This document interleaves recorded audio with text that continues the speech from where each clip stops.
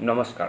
যোৱাকালিৰ দিনটোতেই 2019 চনৰ পৰা কাৰাৰুদ্ধ হৈ থকা অখিল গগৈ ডাঙৰীয়াৰ মুক্তি লাভ কৰিলে। অৰ্থাৎ এনআইৰ অধীনত থকা দুয়োটা গোচৰত অখিল গগৈক দোষমুক্ত অৰ্থাৎ নিৰ্দোষী ঘোষণা কৰিলে আৰু অখিল গগৈক মুক্তি কৰি দিয়া হ'ল কাৰাগাৰৰ পৰা। আৰু কাৰাগাৰৰ পৰা ওলাই অখিল গগৈয়ে যেন পুনৰ সেই এটা ৰূপ তেওঁ লৈয়েই যেন কাৰাগাৰৰ পৰা ওলাল, অৰ্থাৎ বিধায়ক হোৱাৰ পিছতো যেন অখিল গগৈ পৰিৱৰ্তন নহ'ল, সেয়া কিন্তু দেখিবলৈ পোৱা গৈছে।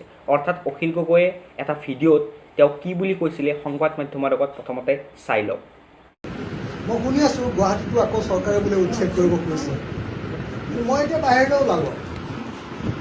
এতিয়া যদি ভাবি আছে যে চৰকাৰে আকৌ উচ্ছেদ কৰিব গুৱাহাটীৰ মানুহৰ ওপৰত বা অসমৰ বেলেগ বেলেগ ঠাইত, সেইটো বৰ সহজ নহ'ব। মানে অসমত থলুৱা মানুহৰ ওপৰত এইটো কাম কৰাটো সহজ নহয়।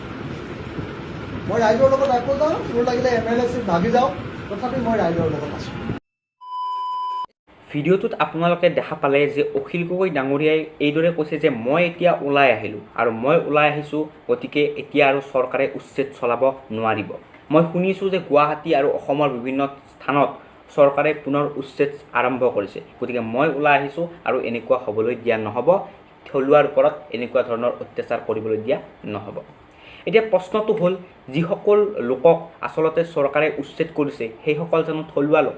আপুনি, মই আৰু যিসকলে দেখিছে সেই সকলোৱে জানে যে সেইসকল সম্পূৰ্ণৰূপে অবৈধ লোক, অৰ্থাৎ অবৈধভাৱে তেওঁলোকে ভাৰতত প্ৰৱেশ কৰিছিলে বা অসমত প্ৰৱেশ কৰিছিলে, যাৰ কোনো নাগৰিকত্ব আমাৰ ভাৰতবৰ্ষৰ নাগৰিকত্ব নাই, যাৰ কোনো উচিত অৰ্থাৎ এখন দেশত থাকিবৰ কাৰণে যি কাগজ পত্ৰ যি প্ৰমাণ পত্ৰ লাগে সেয়া একো নথকা সেই লোকসমূহেই এনেকুৱা ধৰণৰ মন্দিৰৰ মাটি হওক, মছজিদৰ মাটি হওক বা বিভিন্ন ধৰণৰ এনেই পৰি থকা চৰকাৰী মাটিসমূহ দখল কৰি তেওঁলোকে তাত ঘৰ বান্ধি বিভিন্ন ধৰণৰ তেওঁলোকে মিস্ত্ৰী হওক বিভিন্ন ধৰণৰ এনেকুৱা কাম কৰি থাকে, যিবোৰ মানুহৰ আচলতে শিক্ষাৰ ফালৰ পৰা তেওঁলোক যথেষ্ট দুৰ্বল আৰু যাৰ কাৰণে সেই মানুহবোৰে অপৰাধজনিত কামসমূহত লিপ্ত হয় আৰু যাৰ কাৰণে ফল ভুগিব লাগে সমগ্ৰ অসমখনে।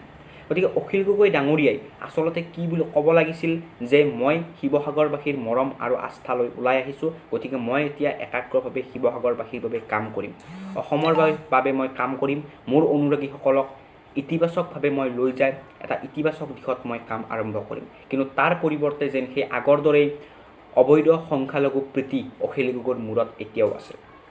অসমৰ ৰাইজে নিজে বিচাৰ কৰক যে অসমৰ ৰাইজক এতিয়া কোনজন অখিল গগৈ লাগে।